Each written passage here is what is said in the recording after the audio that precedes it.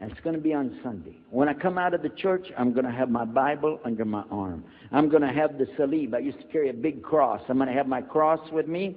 And I'm going to have my hat that says, Jesus is Lord. And I'm going to have my wife, born-again Christian, with me. And we are going to get this demon, devil, infidel, Muslim, and we're going to show him Jesus. Okay? Well, this is a true story, by the way. So I got up that morning on Sunday, and I was thinking, man, you know. We went to church.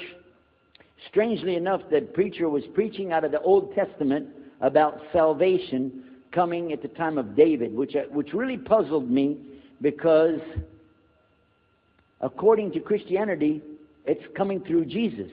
And it really, that opened the door for me, but that comes up later in the story. Why was he saying there's salvation before Jesus? That's interesting.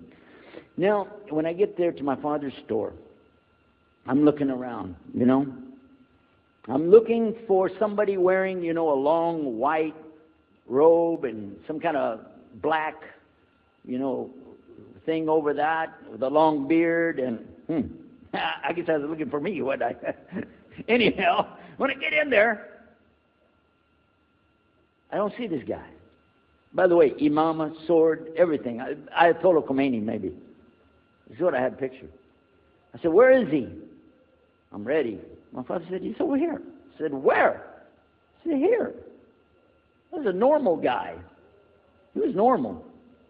He didn't have a beard. He didn't have any hair at all. I said, how do you do? I told him my name. He introduced himself. His name is Muhammad. I said, how do you do? After the niceties of hello, how are you, how's everything, I said, do you believe in God? He said, yes. Oh, yeah? Sure. I said, but do you believe in the God of Moses? He said, yeah. Abraham? Yeah. What about David and Suleiman? He said, yeah.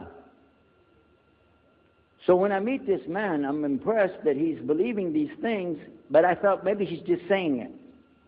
So I even asked him, what about Jesus? Because I thought maybe they're kind of, first I thought Muslims were like Hindus. That was first.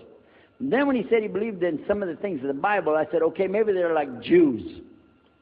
So that's when I said, yes, but what about Jesus? Do you believe in Jesus?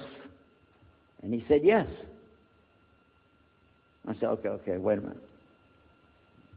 This is going to be easy. I can convert this guy. So I agreed that we're going to do business with him. And in fact, I took him immediately out to have tea together. We sit together, drink tea, talk a little while. And I started tearing the page stream right away. I'm in the Bible. I got it right there. Flip it open. Genesis. Let's talk about Abraham. What do you know about Abraham? Abraham, he had 2 sons, you see, and blah, blah, blah, blah, blah. And I'm doing all the preaching to him. You imagine this? And he sat there. Okay. He's a graduate of Allah's heart. Like this. Get me? You know what I'm saying? Well, it happened that during Ramadan, some of his friends that he was staying with, they had to move their apartment around or something, and he was going to go stay in the masjid for itikaf in Ramadan. It's normal. We didn't understand. I thought he has nowhere to go, and I told my dad, this man has nowhere to go. And my dad said, no, he's got money. I said, no, he doesn't. Daddy, I'm telling you, he has no place to go. I heard him say he's going to go live in the mosque. To a Christian, if you're going to live in the church, ooh, that's the worst. So I said, let me offer that he can stay at our place. And my dad said, no, you don't do that. That's not right. I said, no, I'm going to offer it to him. I went to him and I said, how would you like to come stay at our place? He said, no, I want to go and stay there. I want to stay in the mosque, and it's something good. I said, oh, man, look at this poor man. Oh, my God. He doesn't know, you know. He just... Oh, poor soul. Please come and stay in our house. And he said, no, I can't.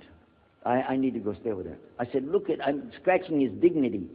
So I told him, listen, no. I want you to come and you can pay. You can pay money and stay with us. He said, how much? I said, $15 a week. which in America is like nothing. $15 is nothing. I said, and then he kind of hesitated. I said, and we'll pay for all the food. Well, you eat $15 worth of food in one day in America. He said, okay, all right. And I told my dad later, I said, see how I did that? Because now he'll stay with us. He knows he's getting a good deal on the food, and I was making it all about money.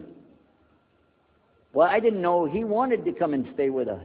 He wanted to learn about how are Americans and how is the dawah going to be. What do we believe? Especially people who are preaching. So he came and stayed in our house. And I said, well, now that's good. I'll travel with him and go with him in places, and he'll see and he'll learn about Christianity.